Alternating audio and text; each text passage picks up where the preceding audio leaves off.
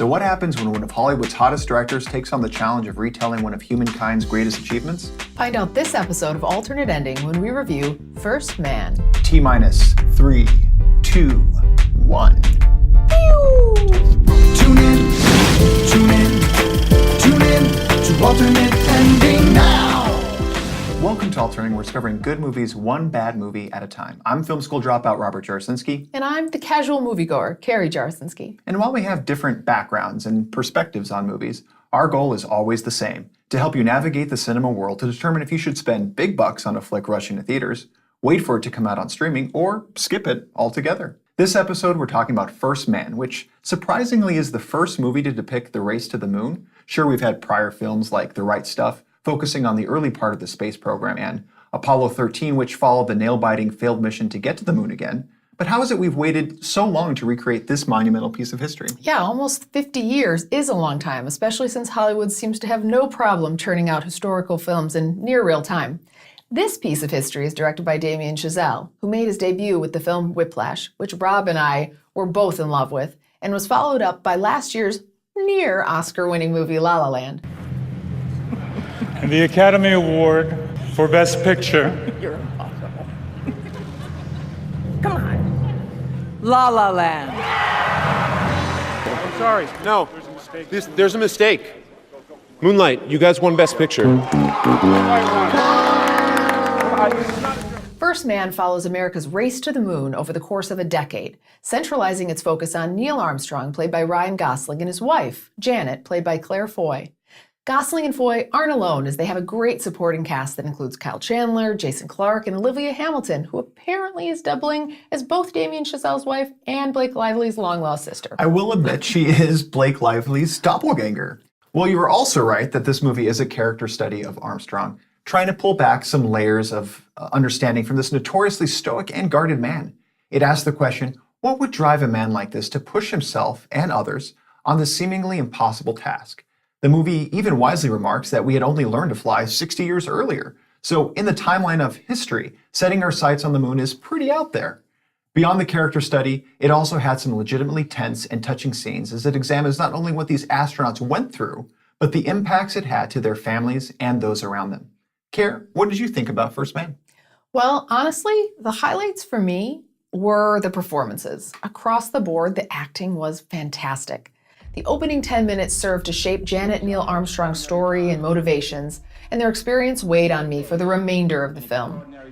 Then the music. It went from dark and tense to playful and light. It has Damian Chazelle's touch all over it.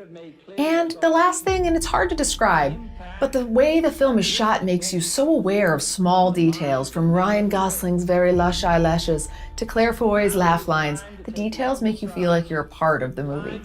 Some of the lowlights for me, the story felt choppy and the progression of time was hard to follow. It felt like there were a bunch of sequences that show Neil doing space simulations and test missions, leaving the actual moon mission feeling a little anticlimactic. And the last thing, 90% of the movie is close-up shots, to the point where it became distracting. And believe me, this is not something I ever expected to say in a Ryan Gosling movie. Overall, while I appreciate what the movie's trying to do, First Man is more likely to appeal to an audience that cares about camera angles and camera ratios and camera-y things. But for the casual moviegoer like me, who was really just looking for a good space travel movie, like maybe with Tom Hanks and Kevin Bacon, this one didn't really hit the mark. I give First Man 3 stars, and I'll split the difference to say that if you're a fancy yourself a cinephile, it's worth spending your theater money on. But if not, you're good to wait till this one comes out on streaming.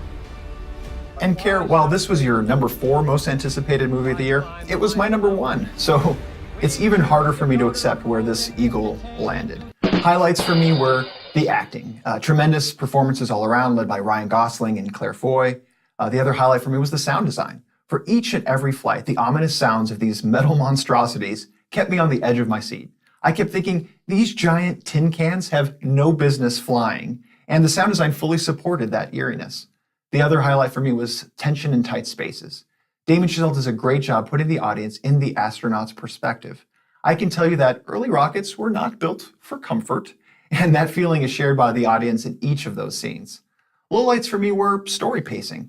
This movie clocks in at 2:21, and while I'm okay with longer movies, much of what happens throughout this journey feels repeated and is difficult to separate out the stakes when you hit the climax. You kind of already feel like you've seen it. The other lowlight for me is the theme. The movie posits that there's a deeper underlying motivation for Armstrong. While communicated sincerely and peppered throughout the movie, for some reason I just didn't buy it or feel it was good enough of an excuse for the hero's shortcomings. And in the end, I want everyone to know that this is a well-crafted and well-acted movie, but I don't think we'll have to worry about any Oscar mix-ups this time. I give First Man 3 stars as well, which pains me to say, but despite the low rating, I do think if you're going to see this movie, it is meant to be seen on the big screen. We love hearing everyone's thoughts, so leave your comments below on what you thought of First Man. We have other videos like this one we'd love for you to check out. And be sure to subscribe to our channel to make sure you don't miss any of our future releases. And check out more details about all the stuff we're up to, including our weekly movie giveaways, on our website, alternateending.com. We'll catch you next time.